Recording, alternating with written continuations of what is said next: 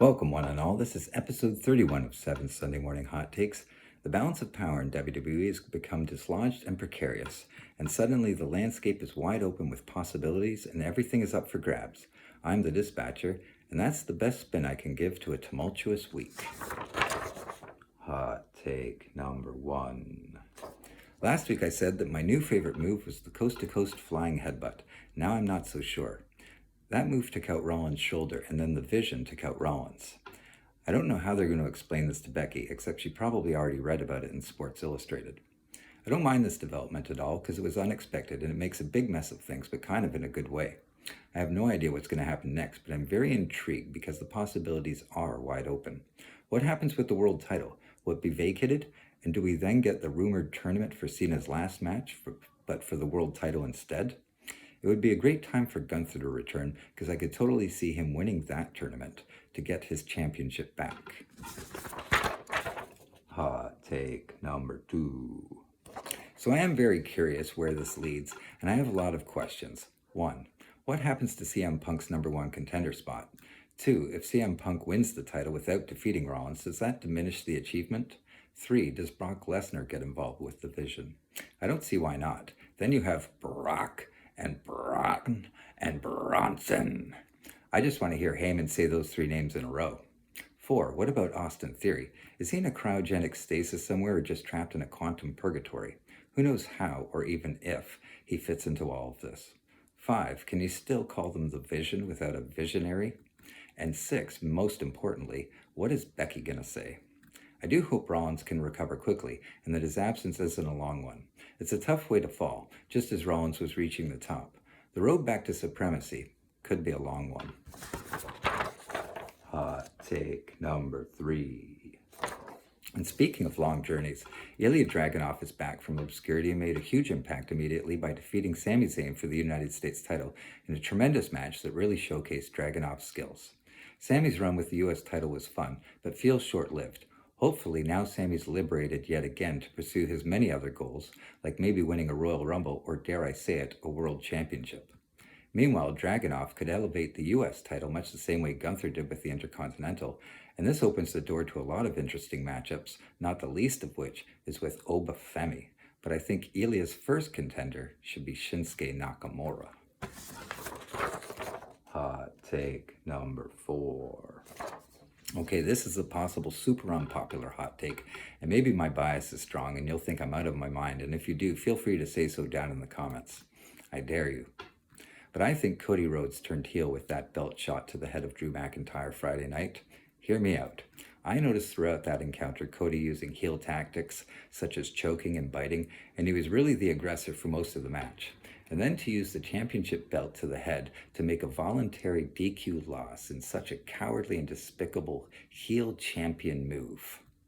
But I was already thinking Cody seemed suspicious before all that, for one reason.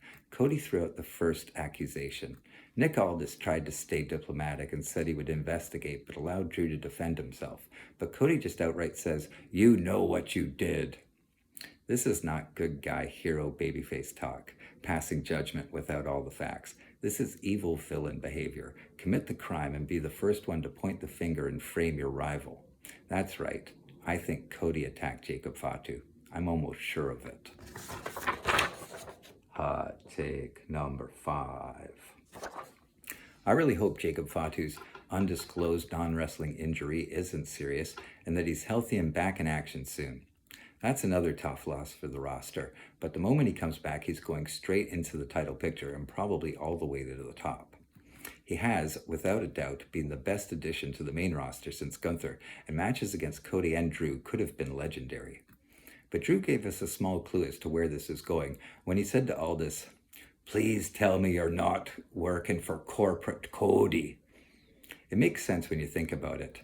Cody is terrified of Jacob Fatu, and he also knows that Drew is a handful. So he takes out Fatu and then goes after an unprepared McIntyre and then resorts to a disqualification to keep his title, once again sabotaging the Scottish Warrior's ambitions and keeping Fatu in the distance. Of course, it is entirely possible that I'm letting my bias fantasy book a Cody heel turn and that maybe I'm just tired of his decadent wardrobe and smug attitude. Hot take number 6. Okay, so if it wasn't Cody, then let's treat this like a proper crime mystery and go through the list of potential suspects and explore their motives. The most obvious name at the top of that list is, of course, Drew McIntyre, but it doesn't seem like his style, and he seemed anxious to test himself against Fatu. And the most obvious suspect is rarely the right one, because they know they would be the first one people would accuse. Solo and the MFTs are a possibility. They've been running wild and creating havoc with anybody, it seems, but Solo got the last laugh with Jacob and has no good reason for inviting his attention again.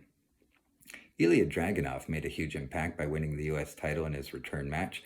Maybe he got carried away in his celebrations backstage and wanted to make an even bigger impact by taking out Fatu.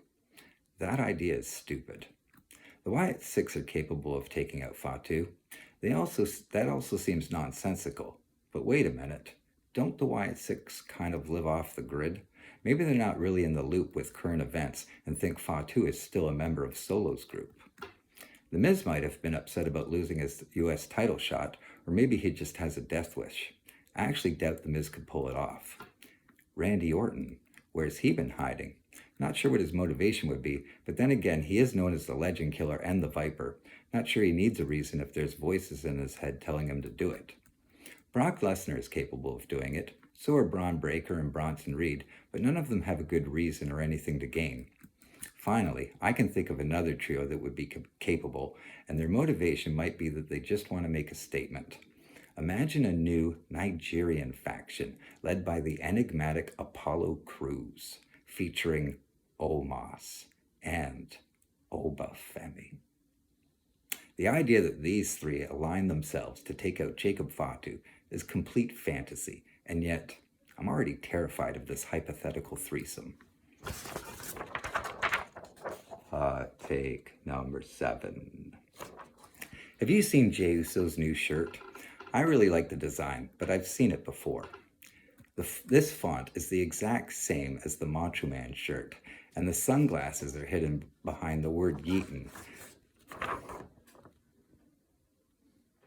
But if that scribble wasn't there, like in this picture, this is a straight up ripoff of the Macho Man shirt. But the real point I want to make about this shirt is that despite itself, I think this is one of the most honest wrestling shirts ever. Yeetin ain't easy. That's what I've been saying for months. Yeetin is hard work and exhausts your energy real quick. I can see this t-shirt as a kind of cry for help. I think the next t-shirt should be more direct and read, Yeetin consumes a lot of energy, followed by, please stop making me eat all the time. Thanks for being here. Another Saturday Night's Main Event is just 2 weeks away, but I have no idea what any of the matches are going to be. Come back next week, and maybe we'll have some answers. Until then, I'm the Dispatcher. You're on the top turnbuckle, and every day is sunset flip.